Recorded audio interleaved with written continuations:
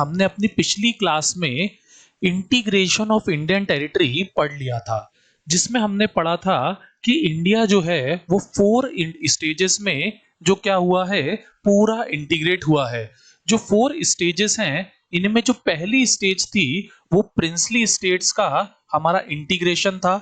उसके बाद जो है हमारा यूरोपियन कॉलोनीज का एक्सेशन था, और इसके बाद सिक्किम, लक्षद्वीप जैसी अदर टेरिटरीज जो है उनके ऊपर हमारा एक्सेशन था। अब ये सब होने के बाद भी अगर हम बात करें, हमारा जो इंडिया हमें आज नजर आता है फ्रेंड्स, ये इंडिया मेरा प्यारा भारत, जिसमें आज 28 स्टेट्स और इसके अलावा 9 यूनियन टेरिटरीज है, ये इंडिया हमारा फॉर्म नहीं हो पाया था फ्रेंड्स। इतना सब होने के बाद भी हमारे इंडिया की जो तस्वीर थी वो पूरी तरह से क्या है, बिखरी हुई थी। तो वो तस्वीर जो थी वो कुछ ऐसी थी, और इस तस्वीर से अभी जो मैंने आपको दिखाई या जो हम जानते हैं उस तस्वीर तक का हमें सफर आज भी पढ़ना है, क्योंकि अभी तक हमने इंडिया को क्या करा है, जो इंटीग्रेट कर लिया है, पर इंटीग्रेट करने के बाद भी इसके अंदर का ऑर्गेनाइजेशन हमें पढ़ना बाकी है, जो हम पढ़ेंगे आज की क्लासेस में। आज का क्लास फ्रेंड्स कॉम्पिटिटिव एग्जाम्स के लिए बहुत ज्यादा इंपॉर्टेंट है, क्योंकि आज के क्लास में से बहुत सारे ऑब्जेक्टिव क्वेश्चन बनते हैं और इसके बारे में बहुत कम स्टूडेंट्स को क्लैरिटी रहती है। सो आज के क्लास में प्लीज एंड तक बने रहिएगा। चलिए स्टार्ट करते हैं। अब रीऑर्गेनाइजेशन ऑफ स्टेट्स, सबसे पहला सवाल तो ये आता है हमारे सामने कि जब हमारा इंडिया इस फॉर्म में इंटीग्रेट हो गया था, तो फिर आखिर इसके अंदर रीऑर्गेनाइजेशन क्यों बार बार करना पड़ रहा था? आखिर क्यों? जैसा कि मैंने आपको कल बताया था कि जो 14 स्टेट बनाए गए थे, आखिर क्यों वो 14 स्टेट प्रेजेंट के 28 स्टेट में कन्वर्ट हुए हैं? तो इसको समझने की शुरुआत करते हुए मैं आपको ये समझाना चाहूंगा या आपसे पूछना चाहूंगा, मुझे बताइए, अगर हमारे मुख्यमंत्री शिवराज सिंह चौहान जी ना हो और मुप्पवरपु वेंकैया नायडू जी हों, जिनको हिंदी ही नहीं आती है, तो मुझे बताइए आपको कैसा लगेगा? क्या आप उन्हें अपना पाएंगे? क्योंकि शिवराज सिंह चौहान जी हो या कमलनाथ जी हो, कमलनाथ जी छिंदवाड़ा से और शिवराज सिंह चौहान जी भी मध्य प्रदेश से ही क्या है, पैदा हुए हैं, और कहीं ना कहीं मध्य प्रदेश के क्या ही नेता हैं। ज्योतिरादित्य सिंधिया भी ग्वालियर की पैदाइश है, मध्य प्रदेश के क्या है, नेता हैं। तो कहीं ना कहीं एक चीज समझिए, आप हमेशा ये सोचते हैं, भले आप बोले ना, पर आप ये सोचते हैं कि आपके नेता की, आपके लीडर की जो लैंग्वेज है वो क्या हो, आपसे सिमिलर हो। हाँ या ना? Definitely yes. तो कहीं ना कहीं हम ये कह सकते हैं फ्रेंड्स कि जो एडमिनिस्ट्रेशन है वो कहीं ना कहीं किस पे डिपेंड करता है, लिंग्विस्टिक नेचर पर या लैंग्वेज पर डिपेंड करता है। क्योंकि अगर एडमिनिस्ट्रेशन हमारी लैंग्वेज ही नहीं समझता या हम एडमिनिस्ट्रेशन की लैंग्वेज ही नहीं समझते, तो क्या हो जाएगा, कहीं ना कहीं हमारे बीच में कोऑर्डिनेशन बहुत क्या हो जाएगा, लैक हो जाएगा। तो इसीलिए एडमिनिस्ट्रेशन और हमारी लैंग्वेज क्या होना जरूरी है, सेम होना जरूरी है। मुझे बताइए आपको क्या लगता है, कांग्रेस भी ऐसा ही सोचती थी? डेफिनेटली इंडिपेंडेंस के पहले हमारी कांग्रेस भी ऐसा ही सोचती थी, और वो अंग्रेजों को बार बार मुंह तोड़ के जवाब देती थी कि जिस राज्य में जिस भाषा के लोग रहते हैं उसी भाषा का एडमिनिस्ट्रेशन होना चाहिए। पर यह विचारधारा बहुत लंबे समय तक टिकी नहीं। जैसे ही हमारा देश आजाद हुआ, कांग्रेस की ये विचारधारा बदल गई। क्या आप में से कोई जानना चाहेगा या बताना चाहेगा कि ये विचारधारा क्यों बदली?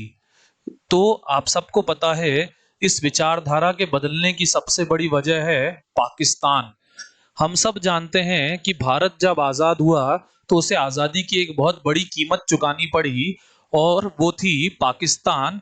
जो हमारे मुस्लिम भाषी भाई थे, उनमें से कईयों ने क्या करा, एक अलग देश बना लिया भाषा के आधार पे, जिसको कहा गया पाकिस्तान।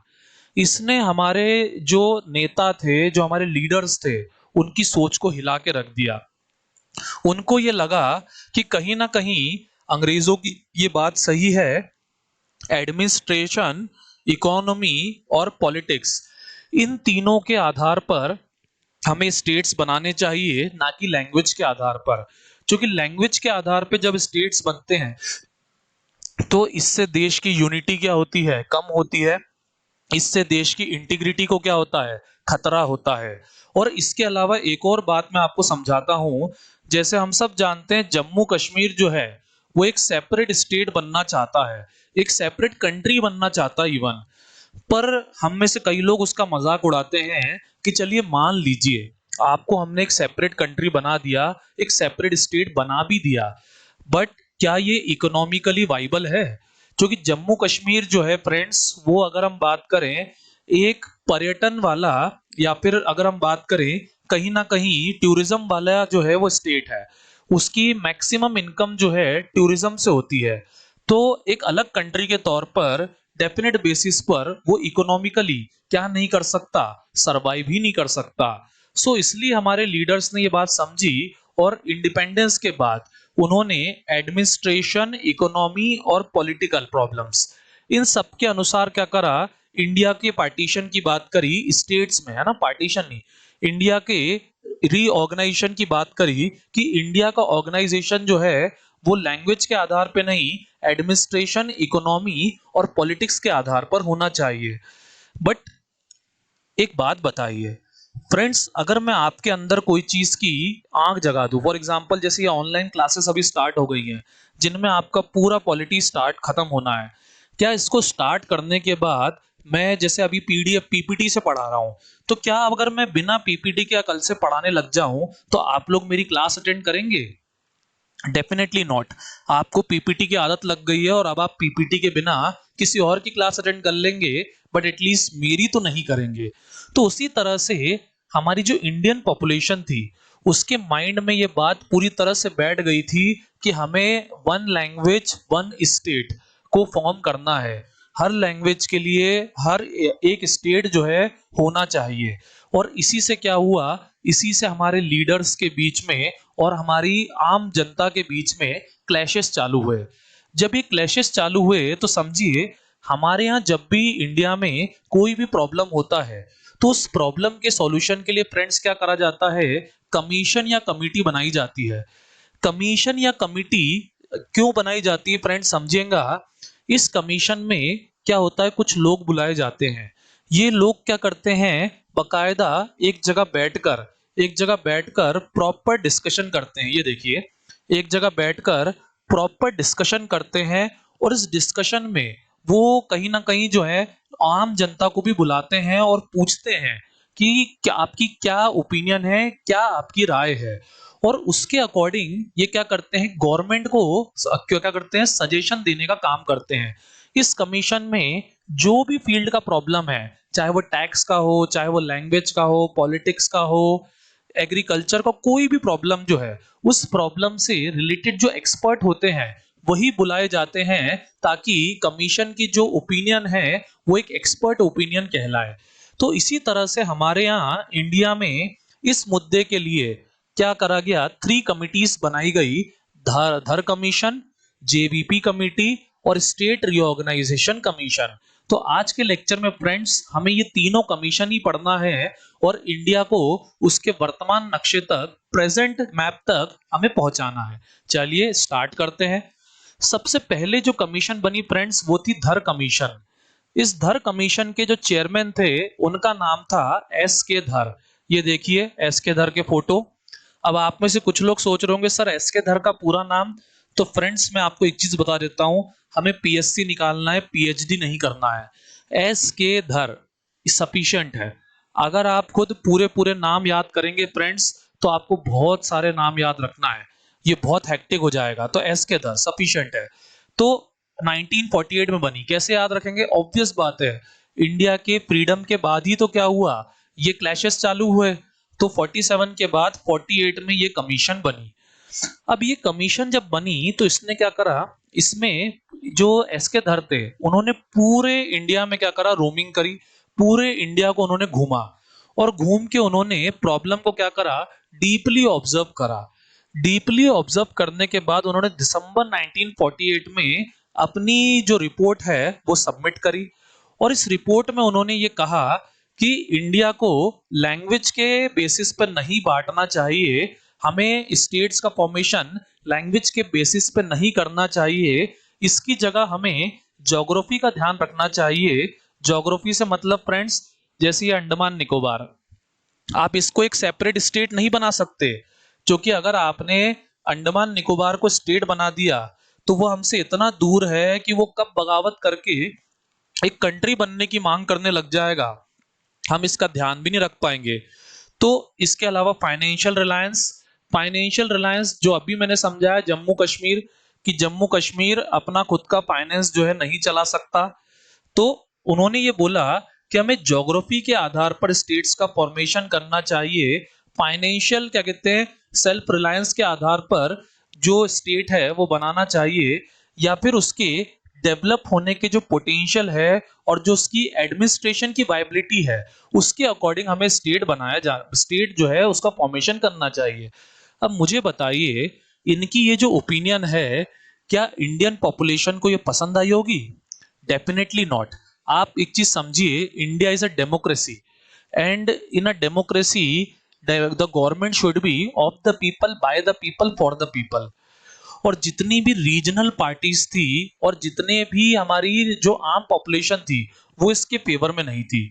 उन फेवर में क्यों नहीं थी, जरा समझिए फ्रेंड्स। जो ये एडमिनिस्ट्रेशन था, इसमें क्या होता था, जैसे बॉम्बे है तो ये पूरा बड़ा सा बॉम्बे हुआ करता था, और जिसका हम जानते हैं बॉम्बे का एडमिनिस्ट्रेटिव जो सिटी सेंटर है वो क्या है, मुंबई है। अब मुंबई फ्रेंड्स कौन सी लैंग्वेज बोलता है, मराठी बोलता है। और ये देखिए, ये रीजन जो है किसका है, प्रेजेंट में हम सब जानते हैं गुजरात का है। अब ये लोग क्या बोलते हैं, गुजराती बोलते हैं। तो मुझे बताइए, क्या गुजराती लोगों को मराठियों का एडमिनिस्ट्रेशन पसंद आएगा? अगर कोई भी रूल या लॉ निकलेगा मराठी लैंग्वेज में तो क्या उसको गुजराती सुनना भी पसंद करेंगे? Definitely not. तो इसलिए धर कमीशन की रिकमेंडेशन पे क्या हुआ, बहुत ज्यादा अपोजिशन हुआ।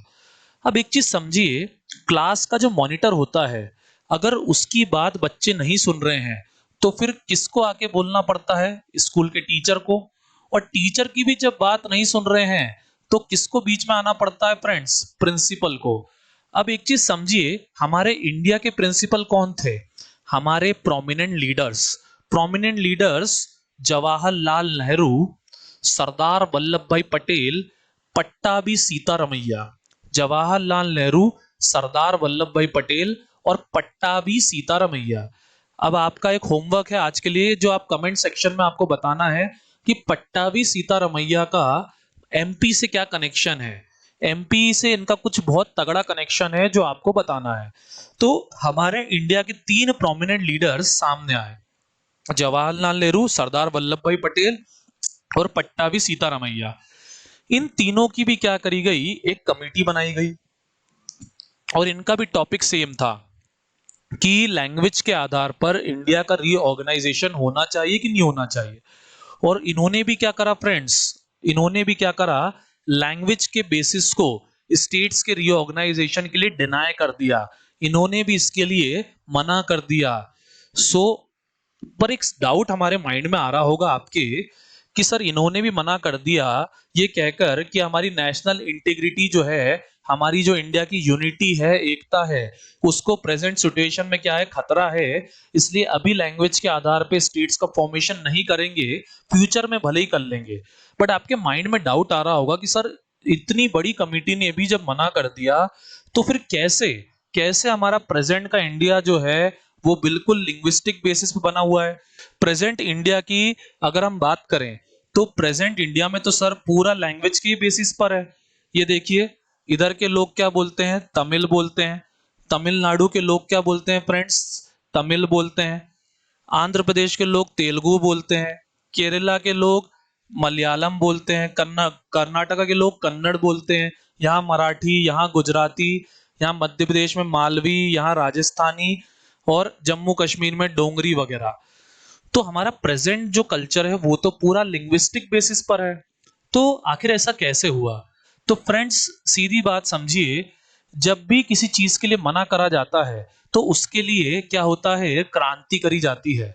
उस क्रांति को हम आगे पढ़ेंगे, बट पहले जरा समझिए कि जब इन कमिटी ने मना कर दिया तो क्या हुआ, इंडिया में सारी की सारी रीजनल पार्टीज टाइम बीइंग के लिए, कुछ समय के लिए क्या हो गई, चुपचाप बैठ गई। और जब वो चुपचाप बैठ गई तो हमारा जो कॉन्स्टिट्यूशन लागू हुआ 26 जनवरी 1950 को, उसको क्या करा गया, 4 पार्ट में तोड़ा गया। ध्यान से सुनिएगा फ्रेंड्स, ये आपको डाइजेस्ट नहीं होगा क्योंकि आपने ये पहले कभी सुना नहीं होगा। हमारे इंडिया को सिर्फ कितने पार्ट्स में तोड़ा गया, 4 पार्ट में तोड़ा गया, ए बी सी और डी। क्या क्या, ए बी सी और डी। अब आप कहोगे सर ये ए बी सी डी में क्या है, तो फ्रेंड्स बहुत ही आसान है। देखिए जैसे हम प्रेजेंट में कहते हैं हमारे यहाँ क्या होती है, स्टेट्स होती हैं, स्टेट्स के अलावा हमारे यहाँ क्या होती है, यूनियन टेरिटरी होती है।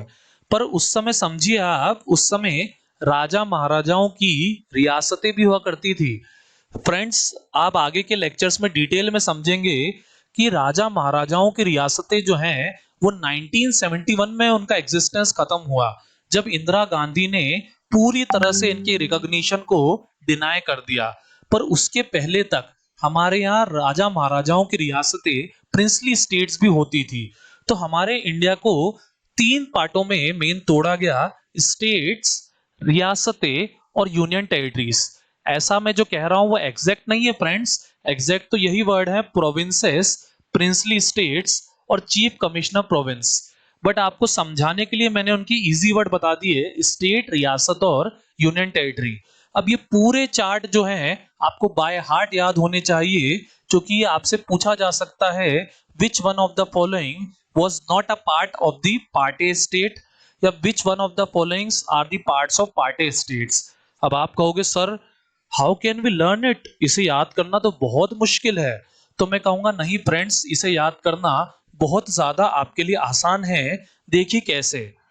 अब फ्रेंड्स याद करिए, जब आप क्या कहते हैं हिस्ट्री पढ़ते हैं तो हिस्ट्री में 3 सबसे बड़े स्टेट, 3 सबसे बड़े प्रोविंस आपको कौन से बताए जाते हैं, बॉम्बे, मद्रास और बंगाल।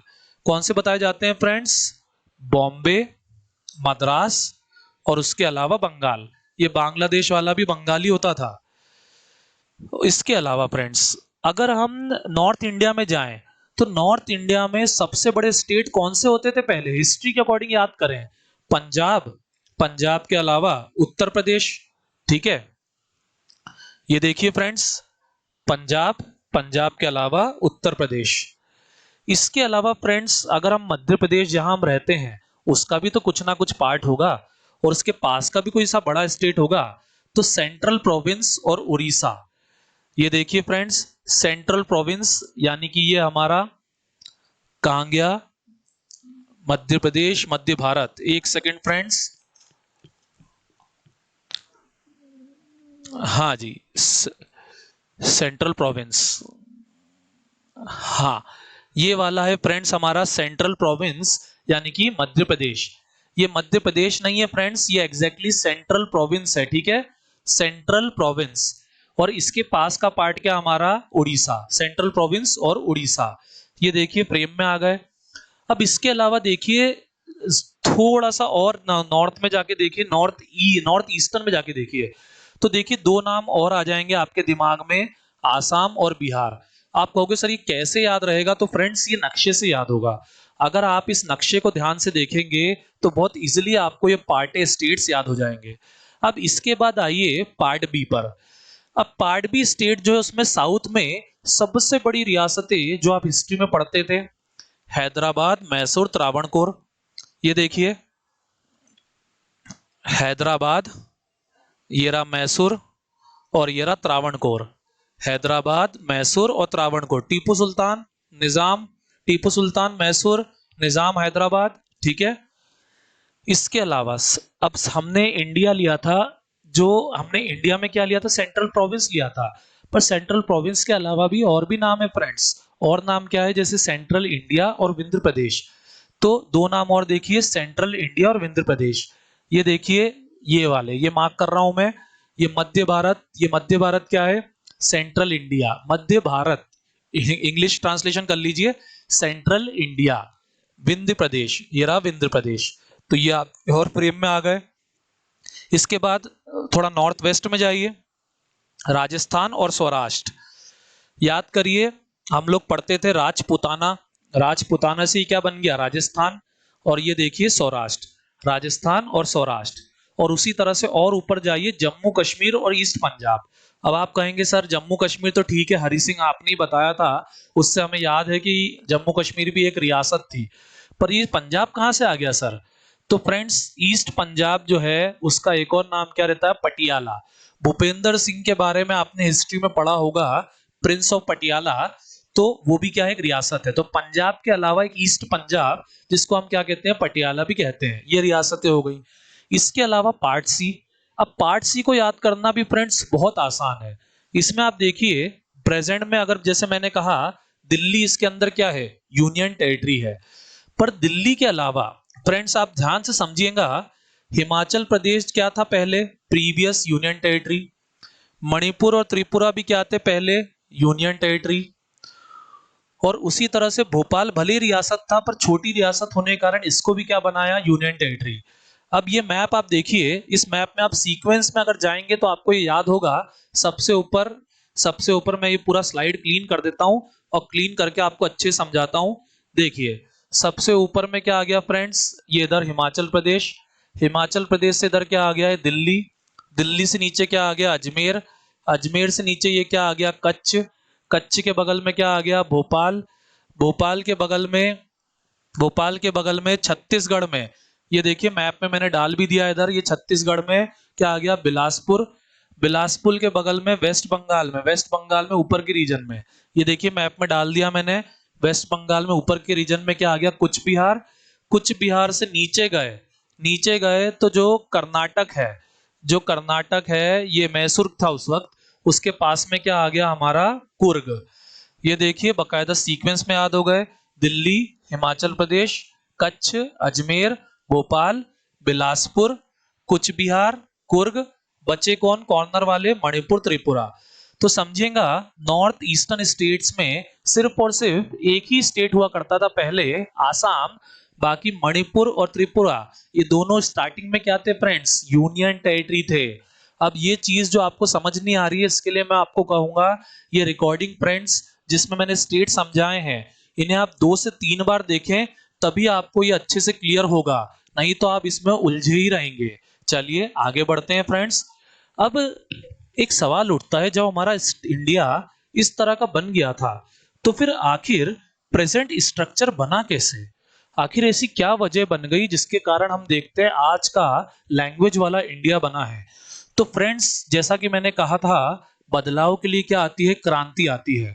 तो इसी तरह की एक क्रांति आई कहां पर, ध्यान से देखिए। आप लोग सोच रहे होंगे सर हमें तो ये मद्रास और हैदराबाद दिख रहा है पर आंध्र प्रदेश नहीं दिख रहा सर, जो आज का एक बहुत ही प्रोमिनेंट स्टेट है। तो फ्रेंड्स समझिएगा कि जो आंध्र प्रदेश में तेलुगु भाषी लोग थे, उनका उस समय कोई सेपरेट स्टेट नहीं था। वो बटे हुए थे किस किस में, मैंने देखिए बोल्ड करा है, बटे हुए थे किस किस में, हैदराबाद में और मद्रास में। हैदराबाद और मद्रास इन दो राज्यों में आंध्र प्रदेश तेलुगु भाषी राज्य जो है वो पूरा बटा हुआ था।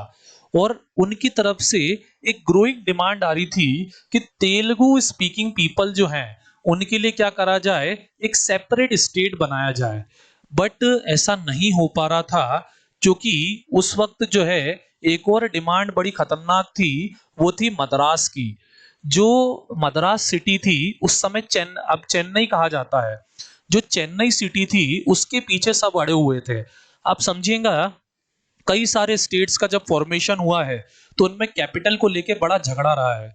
जैसे तेलंगाना और आंध्र प्रदेश के बीच में हैदराबाद को लेके झगड़ा हुआ है, पंजाब और हरियाणा के बीच में चंडीगढ़ को लेके झगड़ा हुआ है, और उसी तरह से ये मद्रास और हैदराबाद में स्पेशली मद्रास की तरफ से किसके लिए झगड़ा आ रहा था, चेन्नई के लिए। मद्रास को भी चेन्नई चाहिए था और आंध्र प्रदेश को भी क्या चाहिए था, चेन्नई चाहिए था। तो इनके बीच में एक तगड़ा रिवोल्ट चल रहा था, और इसी के कारण जो है आंध्र प्रदेश जो है नहीं बन पा रहा था। और उसी समय क्या हुआ फ्रेंड्स, एक खतरनाक घटना हुई जिसने हमारे क्या कहते हैं पूरे के पूरे भारत के नक्शे का इतिहास ही बदल के रख दिया। एक लीडर, आंध्र प्रदेश के एक लीडर पोट्टी श्रीरामल्लू, ये अनशन पे बैठ गए, फास्ट पे बैठ गए, और इन्होंने ये घोषणा कर दी कि मैं अपनी मौत तक फास्ट करूंगा, और जब तक, या फिर जब तक आंध्र प्रदेश नहीं बन जाता तब तक मैं फास्ट करूंगा। इनका फास्ट जो है फ्रेंड्स 58 दिन तक चला। कुछ किताबों में 57 है, कुछ किताबों में 58 है, कुछ किताबों में 59 है। तीनों जवाब सही है। क्यों सही है पूछना हो तो मुझसे कमेंट करके कोई पूछ लेना। तो इनका 58 दिन तक फास्ट चला, और उसके बावजूद क्या हुआ, आंध्र प्रदेश की किसी सरकार ने बात नहीं सुनी, और इसके बाद क्या हुआ, ये मर गए। अब समझिएगा, जब कोई लीडर फास्ट के दौरान मर जाता है तो जनता क्या हो जाती है, ये भारत है फ्रेंड्स, एक इमोशनल कंट्री, जनता भावुक हो जाती है। तो उस समय भी क्या हुआ, जनता बहुत भावुक हो गई, और पूरे देश में क्या हो गए, बकायदा दंगे छिड़ गए। और इन दंगों में क्या हुआ, हमारी जो पब्लिक प्रॉपर्टी है और जो हमारी पब्लिक है वो बहुत ज्यादा खतरे में आ गई। तो इसको देखते हुए एक समय बाद क्या हुआ, जो नेहरू जी थे उन्होंने घुटने टेक दिए, और उन्होंने क्या कर लिया, उन्होंने एग्री कर लिया कि एक लैंग्वेज के बेसिस पर आंध्र प्रदेश नामक स्टेट बना दिया जाए। अब इतनी बड़ी डिमांड पूरी हो गई, जिसके कारण क्या हुआ, जो पोट्टी श्री रामुलु थे उन्हें बकायदा अमरजीवी की उपाधि दे दी गई। अब समझेंगे फ्रेंड्स, अब ये चीज क्यों क्या हुई, इससे हमारा क्या हुआ, पहला स्टेट फॉर्म हुआ किसके बेसिस पर, लैंग्वेज के बेसिस पर। अब आप कहोगे सर ठीक है हो गया तो क्या बात है, पर एक बात समझिएगा फ्रेंड्स, जैसे एकेडमी नोट्स बांट रही है, आप में से किसी एक बच्चे को नोट्स दे दिए जाए और बाकी बच्चों को बोला जाए कि आपको 1 महीने बाद मिलेंगे, तो मुझे बताइए आप सबका रिएक्शन क्या होगा। डेफिनेटली आप लोग भी रिवोल्ट कर दोगे कि नहीं सर, या तो हम सबको साथ में दो या किसी को मत दो, हम में से आधे अधूरों को मत दो। ये भारत है, यहाँ खुद को कोई चीज ना मिलने पे लोगों को गम नहीं होता, यहाँ लोगों को गम होता है जब कोई चीज उन्हें ना मिले पर दूसरे को मिल जाए। तो इसी कारण जो है दूसरे स्टूडेंट्स ने क्या करा, बकायदा तगड़े बेसिस पे रिवोल्ट कर दिया। उन सब का कहना था कि अगर क्या कहते हैं, आंध्र प्रदेश को लैंग्वेज के बेसिस पे फॉर्म कर दिया गया है, तो हमारे स्टेट को भी क्या करा जाए, लैंग्वेज के बेसिस पर फॉर्म करा जाए। तो उनकी डिमांड्स को अब जो है नेशनल गवर्नमेंट इग्नोर नहीं कर सकती थी। इसीलिए इसीलिए एक कमीशन बनाई गई, कौन सी friends, SRC, state reorganisation commission, जिसका काम ही क्या था, स्टेट्स को रीऑर्गेनाइज करना ही इसका क्या था, काम था। अब ये कमीशन जब बनाई गई फ्रेंड्स, इसके हेड कौन थे, इसके चेयरमैन थे जस्टिस फजल अली, ये इसके क्या थे, चेयरमैन थे। और इसके अलावा इसके 2 मेंबर्स थे, KM पनीकर और HN कुंजरू। ये नाम फ्रेंड्स अच्छे से रट्टा मान लीजिए, बहुत ज्यादा एग्जाम्स में पूछा जाता है। अब ये कमीशन कब बनाई गई, 1953। अब देखिए याद कुछ भी नहीं करना है, स्टोरी में आपको याद हो जाएगा। जून 1948 धर कमीशन, उसकी बात नहीं मानी जेवीबी कमेटी, दिसंबर 1948 जेवीबी कमेटी के आधार पर 26 जनवरी 1950 पार्ट ABCD में हमारे इंडिया को क्या कर दिया, बाइफरकेट किया गया। 1953 रिवोल्ट हुआ, पोट्टी श्री रामुलु ने स्ट्राइक करी। स्ट्राइक करने के बाद उनके 1 अक्टूबर 1953 स्टेट फॉर्मेशन हो गया। जब उनका स्टेट फॉर्मेशन जो है कंफर्म करा गया, अब समझिए फॉर्मेशन भले 1 अक्टूबर को हुआ है, पर इसकी नींव तो पहले ही रखा गई थी। देखिए एग्री तो कब कर लिया था, 29 दिसंबर 1952। तो इनको एग्री करने के बाद डेफिनेटली क्या बनाना पड़ेगा, कमीशन। तो कमीशन कब बना, 1953 में। इस कमीशन ने अपनी रिपोर्ट कब सबमिट करी, 1955 में। क्या रिपोर्ट सबमिट करी, रिपोर्ट सबमिट करी कि पार्ट ABCD वाला जो हमने ऑर्गेनाइजेशन कर रखा है उसको क्या कर दिया जाए, खत्म कर दिया जाए। पार्ट ABCD वाला ऑर्गेनाइजेशन क्या कर दिया जाए, खत्म कर दिया जाए, और 16 स्टेट्स और 3 यूनियन टेरिटरीज बनाई जाए। 16 स्टेट्स और 3 यूनियन टेरिटरीज बनाई जाए। मुझे पता है आप में से कुछ लोग कंफ्यूज हो गए, इस पर मैं क्लियर करने वाला हूं आगे। इसके अलावा ध्यान से सुनिएगा, इन्होंने भी क्या करा, 1 लैंग्वेज 1 स्टेट डिनाई कर दिया। इन्होंने भी ये कहा कि एक स्टेट के लिए एक लैंग्वेज तो नहीं होना चाहिए। और देखिए फ्रेंड्स, आज है भी नहीं, हमारे मध्य प्रदेश में एक ही लैंग्वेज बोली जाती हो ऐसा नहीं है। बट फिर भी इन्होंने क्या करा, जो लैंग्वेज है उसके आधार पे स्टेट्स के ऑर्गेनाइजेशन को मंजूरी दे दी। मतलब कि लैंग्वेज के आधार पर स्टेट्स बनाए जा सकते हैं, बट इसको एकदम स्ट्रिक्ट नहीं किया जाना चाहिए कि एक स्टेट का एक ही लैंग्वेज होगा। अब इनकी जो रिकमेंडेशन थी 16 स्टेट और 3 यूनियन टेरिटरी की, समझिएगा फ्रेंड्स कि ये जो है ये तो सिर्फ एक क्या है, कमीशन है। अब इंडिया क्या है फ्रेंड्स, एक डेमोक्रेटिक कंट्री है। डेमोक्रेटिक कंट्री में जो डिसीजन लेने का काम करती है वो कौन करती है फ्रेंड्स, वो पार्लियामेंट करती है। तो ये कमीशन डिसीजन नहीं ले सकती कि क्या होगा क्या नहीं होगा। ये कमीशन तो सिर्फ क्या देगी, रिकमेंडेशन देगी। तो पार्लियामेंट ने क्या करा, इनकी रिकमेंडेशंस को थोड़ा सा मॉडिफाई करके एक एक्ट जो है इनेक्ट किया, स्टेट रिऑर्गेनाइजेशन एक्ट। ध्यान से सुनिएगा फ्रेंड्स, यहाँ पे बहुत बच्चे कंफ्यूज होते हैं। स्टेट रिऑर्गेनाइजेशन एक्ट जो है वो इन्होंने जो इनेक्ट किया, जो कि 1 नवंबर 1956 को क्या हुआ, लागू हुआ। 1 नवंबर 1956, आपको अगर कुछ याद आ रहा हो तो हमारे मध्य प्रदेश की फॉर्मेशन डेट क्या है फ्रेंड्स, 1 नवंबर 1956। तो स्टेट रिऑर्गेनाइजेशन एक्ट पार्लियामेंट के द्वारा लागू किया गया एक कानून है, जो 1 नवंबर 1956 को क्या करा हुआ है, इनेक्ट हुआ है। और इसी कानून ने क्या करा है, हमारे कॉन्स्टिट्यूशन में भी अमेंडमेंट करा है। कौन से नंबर का, 7th नंबर का कॉन्स्टिट्यूशनल अमेंडमेंट करा गया है। इसके तहत फ्रेंड्स क्या करा गया है, 14 स्टेट्स और 6 यूनियन टेरिटरीज में हमारे इंडिया को बांटा गया है। और ये 14 स्टेट फ्रेंड्स आपको मुंह जबानी याद होनी चाहिए, क्योंकि हमारी जो पीएससी की एग्जाम है उसमें क्रोनोलॉजिकल ऑर्डर के क्वेश्चन आ जाते हैं कॉलम बना के। जैसे ये कॉलम 1, ये कॉलम 2। कॉलम 1 में 4 स्टेट के नाम दे दिए और आपसे और उसके बाद जो है आपको इधर ईयर दे दिए और आपको बोल दिया मैच द फॉलोइंग करो। या फिर क्रोनोलॉजिकल ऑर्डर में पूछ लेते हैं कि कौन सा स्टेट पहले बना, कौन सा स्टेट बाद में बना। तो आपको ये स्टेट्स बाय हार्ट याद होनी चाहिए। अब आप कहेंगे फ्रेंड्स कि सर ये तो बहुत टिपिकल काम है, ये कैसे याद करेंगे। सो डोंट वरी, मैं आपको जो 14 स्टेट है उससे आज की 28 स्टेट तक बनने की पूरी एक कहानी सुनाऊंगा। और वो कहानी सुनते सुनते अपने आप आपको ये 14 स्टेट जो हैं वो याद हो जाएंगे। और इस नक्शे को ध्यान से देखिए तो आपको बड़े आराम से याद होगा। देखिए बॉम्बे में से निकलेगा क्या, नक्शे को देखिए ध्यान से। बॉम्बे में से निकलेगा क्या, गुजरात। मध्य प्रदेश में से निकलेगा क्या, छत्तीसगढ़। नीचे का तो देखिए फिक्स है। आंध्र प्रदेश से बस निकलेगा क्या, आंध्र प्रदेश से क्या निकलेगा, तेलंगाना। मैसूर क्या बन जाएगा, मैसूर क्या बन जाएगा, कर्नाटका। मद्रास क्या बन जाएगा, तमिलनाडु। इधर नीचे से एक बार पकड़ ही लेता हूं मैं, ठीक है, ये इतने हो गए। बिहार से क्या निकलेगा, झारखंड। उत्तर प्रदेश से क्या निकलेगा, उत्तराखंड। पंजाब से क्या निकलेगा, हरियाणा। जम्मू कश्मीर काय में टूटेगा, लद्दाख और जम्मू कश्मीर।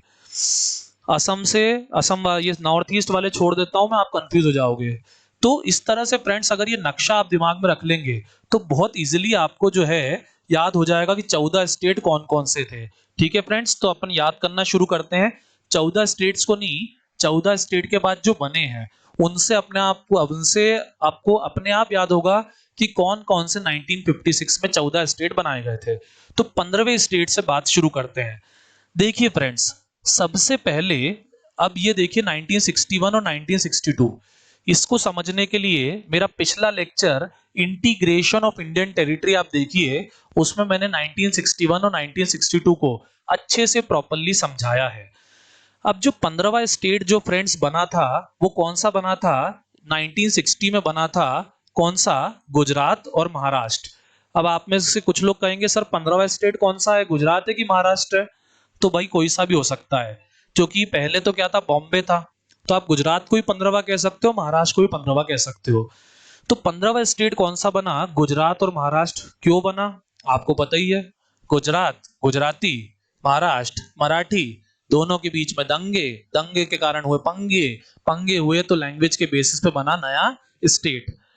अब इसके बाद अगला स्टेट जो फ्रेंड्स बना 1963 में, कौन सा बना, नागालैंड। नागालैंड जो है कहां से बना, ये देखिए मणिपुर।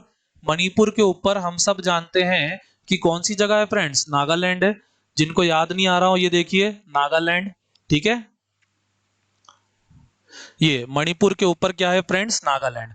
नागालैंड क्यों भाई, नागा जाति, एक बात समझिए, हमारी इंडिया में हजारों की संख्या में जनजातियां रहती हैं, ट्राइबल पॉपुलेशन रहती है, जिनकी अपनी अलग ही लैंग्वेज है, जिनका अपना अलग ही कल्चर है। तो जो नागा कल्चर है वो असम से कहीं ना कहीं क्या था, अलग था। तो इसलिए 1963 में स्टेट कौन सा बना, नागालैंड। अब गुजरात और महाराष्ट्र की तरह ही एक और बड़ा पंगा था, किसका, पंजाब और हरियाणा का। अब समझिए, पंजाब के सरदार गरम खून के, हरियाणा के जट्ट गरम खून के। तो क्या पंजाबियों का शासन जट्ट ज्यादा समय तक स्वीकार करेंगे? आज तो हम सब जानते हैं जट्ट क्या चीज है, ठीक है। तो उसी तरह से पंजाब से फ्रेंड्स अलग होकर क्या बन गया, हरियाणा बन गया। क्योंकि जट्ट जो है वो अपने लिए अलग स्टेट चाहते थे। और इसी समय अगर मैं बात करूं, चंडीगढ़ यूनियन टेरिटरी भी बनी। और इसके बाद जो इसी समय जो है हिमाचल प्रदेश यूनियन टेरिटरी भी बनी। अब एक सवाल आपके माइंड में आएगा, सर ये क्यों बने? तो समझिएगा फ्रेंड्स, पंजाब और हरियाणा दोनों अड़े हुए थे कि चंडीगढ़ को हमारी कैपिटल बनाओ। तो एक मम्मी की तरह केंद्र सरकार ने बोल दिया, जो सेंट्रल गवर्नमेंट ने बोल दिया कि ना तुम्हें मिलेगा ना तुम्हें मिलेगा, इसको हम खुद रखेंगे। और चंडीगढ़ को पॉलिटिकल रीजन से यूनियन टेरिटरी बना दिया गया। उसी तरह से जो हिमाचल प्रदेश है उसकी भी अगर हम बात करें, जब ये दोनों स्टेट सेपरेट हो गए तो हिमाचल प्रदेश को भी उसकी लैंग्वेज के बेसिस पर यूनियन टेरिटरी बनाया गया। और बाद में 1971 में हिमाचल प्रदेश को थोड़ा और रीजन दे दिया गया। और थोड़ा सा और रीजन देकर क्या कर दिया गया, 18 नंबर का स्टेट बनाया गया। दो की लड़ाई में तीसरा फायदा ले गया। पंजाब और हरियाणा के चक्कर में चंडीगढ़ भी बन गया। पंजाब और हरियाणा के चक्कर में चंडीगढ़ नहीं, हिमाचल प्रदेश भी बन गया। हाँ, वैसे चंडीगढ़ भी बना है। अब 1971 के बाद समझिएगा फ्रेंड्स, 1971 से 1991 का ये जो समय है, इस समय को कहा जाता है नॉर्थ ईस्ट जिक्सा। या फिर हम कह सकते हैं जो नॉर्थ ईस्ट का मैप है वो इस समय में क्या हुआ है, पूरा रीडिजाइन हुआ है। रीडिजाइन क्यों बोल रहा हूं फ्रेंड्स, जरा ध्यान से देखिए। इधर के पोर्शन में आपको सिर्फ और सिर्फ क्या दिख रहा है, असम, मणिपुर और त्रिपुरा। जिसमें भी मणिपुर और त्रिपुरा क्या है, यूनियन टेरिटरीज हैं। और असम क्या है, स्टेट है। तो ये जो मैप है इसका क्या करा गया है, इसका थोबड़ा जो है, इसका नक्शा जो है वो बदल के रख दिया गया है। कब से कब में, 71 से 91 में। कैसे बदला फ्रेंड्स, सबसे पहले 1972 में क्या हुआ, 3 स्टेट बने। यहाँ पे गलत लिखा है, 3 स्टेट बनाए गए, मणिपुर, त्रिपुरा और मेघालय। तो ये कौन से नंबर के स्टेट हो गए, 19, 20 और 21। अब आपका होमवर्क है, मणिपुर, त्रिपुरा और मेघालय में 19 कौन है, 20 कौन है और 21 कौन है। तो 1972 में क्या करे गए, 3 स्टेट बनाए गए, मणिपुर, त्रिपुरा और मेघालय। और तीनों की तीनों फ्रेंड्स क्या थे, यूनियन टेरिटरी थे। तो तीनों यूनियन टेरिटरी नहीं थे। जो मणिपुर और त्रिपुरा थे फ्रेंड्स वो क्या थे, हमें पता ही है, यूनियन टेरिटरी थे। और मेघालय जो है वो क्या था, सब स्टेट था, यानी उपराज्य था। 1969 में इसको सब स्टेट यानी उपराज्य जो है वो बनाया गया था। तो ये तीनों की तीनों ने भी क्या करा, लैंग्वेज के बेसिस पर डिमांड करी। और इनके क्या हुए, बकायदा अपने सेपरेट स्टेट बन गए। अब फ्रेंड्स एक चीज समझ लीजिए, आपको दो ही यार याद रखने में सबसे ज्यादा दिक्कत आएगी। एक है 72 और दूसरा है 87। अगर आपने 72 और 87 याद रख लिए तो आपको बाकी सब अपने आप याद हो जाएगा, ये मेरी गारंटी है। तो 72 और 87 पे स्ट्रॉन्ग फोकस करके याद कीजिएगा, आपको अपने आप बाकी के चीजें, स्टेट्स जो हैं वो अच्छे से याद हो जाएंगे। अब 72 के बाद अगला ड्रास्टिक चेंज हुआ फ्रेंड्स 75 में, जिसके बारे में हम पिछले लेक्चर में डिटेल में समझ चुके हैं कि चोग्याल से छीनकर इंदिरा गांधी ने क्या बनाया, सिक्किम स्टेट जो है बनाया। और क्रॉस चेक करने के लिए भी मैं आपको बता देता हूँ, सबसे बढ़िया राज्य रहेगा सिक्किम। सिक्किम में आता है डबल के। डबल के को आप कर दो 22 नंबर। डबल के का 22 नंबर। अगर आप 14 के बाद फॉर्मेशन कर रहे हो और 75 पे डबल टू डबल के भी नहीं आ रहा है तो इसका मतलब आपकी गिनती में कुछ ना कुछ गड़बड़ है। अब 75 के बाद फ्रेंड्स आइए 87 पर। अब 87 में अगर हम बात करें तो फिर से जो यूनियन टेरिटरीज थी, कौन कौन सी, मणिपुर और अरुणाचल अरुणाचल प्रदेश। ये मणिपुर गलत लिखा है फ्रेंड्स, ये मणिपुर नहीं आएगा, ये मिजोरम आएगा। तो मिजोरम और अरुणाचल प्रदेश ये दोनों यूनियन टेरिटरीज भी क्या बना दी गई, स्टेट बना दी गई। अब आप कहोगे सर मिजोरम यूनियन टेरिटरी कब बन गई, हमें तो ये पता ही नहीं है। तो आप नोट्स को ध्यान से पढ़िएगा क्लास के बाद। ये देखिए मिजोरम, और मिजोरम के अलावा नॉर्थ ईस्ट फ्रंटियर एजेंसी, जिसका पहले नाम क्या था, अरुणाचल प्रदेश, जिसको बाद में अब क्या नाम दे दिया गया है, अरुणाचल प्रदेश। अब आप कहोगे सर ये बड़ा खतरनाक नाम है, तो खतरनाक नहीं है, बहुत आसान है। नॉर्थ ईस्ट, नॉर्थ ईस्ट में भी फ्रंट पे, इसलिए नाम रख दिया नॉर्थ ईस्टर्न फ्रंटियर एजेंसी। तो 1987 में क्या करा गया, एक और स्टेट बनाया गया। कौन सा स्टेट बना, ओ सॉरी, एक 1987 में 3 स्टेट बनाए गए। कौन कौन से, गोवा, मिजोरम और अरुणाचल प्रदेश। अब इनके नंबर क्या हो जाएंगे फ्रेंड्स, डेफिनेटली 23, 24 और 25। ठीक है, तो 23, 24, 25 इस नंबर के स्टेट्स जो है बनाए गए। बड़े आसान से याद होगा। 72 में 3, 87 में 3, और इसके आगे छत्तीसगढ़ वाला साल तो आप कैसे भूल सकते हैं, हमारे मध्य प्रदेश के ही क्या हुए हैं, टुकड़े हुए हैं। और Madhya Pradesh was divided in 2 parts in 2000। तो 72 में 3, 87 में 3, 2000 में 3, 72 में 3, 87 में 3, 2000 में 3। 72 में 3 कौन से, मणिपुर और त्रिपुरा यूनियन टेरिटरी से स्टेट बना दिए गए। मेघालय सब स्टेट से स्टेट बना दिया। मेन किसका नक्शा रीडिजाइन हो रहा है, नॉर्थ ईस्ट का। तो 72 के तीनों कहां के, नॉर्थ ईस्ट के। 87 के 3 में से 2 किसके, नॉर्थ ईस्ट के। नॉर्थ ईस्ट में टोटल कितने करना है, 7। एक है आसाम, आसाम के अलावा ये 3 हो गए, 3 1 4। 4 के बाद कौन सा आ गया हमारे, अरुणाचल प्रदेश और मिजोरम। तो और कौन से बन गए हमारे, अरुणाचल प्रदेश और मिजोरम। और सिक्किम तो 1975 में बन ही गया है, यानी 7वां। तो अब एक और व्यक्ति ध्यान दीजिएगा, 87 में अगर मैं बात करूं, मैंने क्या गिनाया आपको, 72 में यूनियन टेरिटरी, 72 में 3, 75 में 1, और 1987 में अगर हम बात करें तो इसमें कितने हैं, 2। अब टोटल 3 है, पर जो नॉर्थ ईस्ट के नक्शे को रीडिजाइन करने वाले हैं वो कितने हैं, 2। और आखिरी कौन सा है फ्रेंड्स, गोवा। अब याद करिए, कल के लेक्चर में मैंने आपको बताया था कि Goa plus Daman and Diu एक सिंगल यूनियन टेरिटरी बनाया था हमने। कमेंट करके बताइए किससे छीनकर, पुर्तगाल से कि फ्रांस से। तो Goa plus Daman and Diu एक सिंगल यूनियन टेरिटरी था, तो उसमें से गोवा को क्या करा गया, अलग करके एक सेपरेट स्टेट बना दिया गया। हम सब जानते हैं यहाँ पर क्या है, गोवा है। अब इसके बाद 1991 एक बहुत इंपॉर्टेंट ईयर है, जो कि हम सब जानते हैं कि हमारे देश का दिल क्या है फ्रेंड्स, दिल्ली है। पर ये जो देश का दिल है दिल्ली, इसको आधिकारिक मान्यता, इसको ऑफिशियल रिकॉग्निशन कब मिला है, 1991 में मिला है, जब इसे क्या डिक्लेयर करा गया, NCT, national capital territory, NCR जो है इसको डिक्लेयर करा गया। और इसकी एक प्रॉपर लेजिस्लेटिव असेंबली बनाई गई, जिसके फिलहाल चीफ मिनिस्टर अरविंद केजरीवाल जी हैं। नारा लगाते रहते हैं, हमें एक सेपरेट राज्य बनाओ, हमें एक सेपरेट राज्य बनाओ। चलिए जोक्स अपार्ट, आगे बढ़ते हैं। अब ईयर 2000, इसको तो आप भूल ही नहीं सकते। इसमें हमारा एमपी जो है वही क्या हुआ है, फॉर्म हुआ है। तो 1 नवंबर 1956। अब एमपी जो है, एमपी फॉर्म नहीं हुआ है, सॉरी, एमपी से ही क्या फॉर्म हुआ है, छत्तीसगढ़ फॉर्म हुआ है। और इसके बाद साथ वाले स्टेट भी याद रखना बहुत आसान है फ्रेंड्स। 2 और बड़े बड़े स्टेट्स क्या करे गए हैं, तोड़े गए हैं।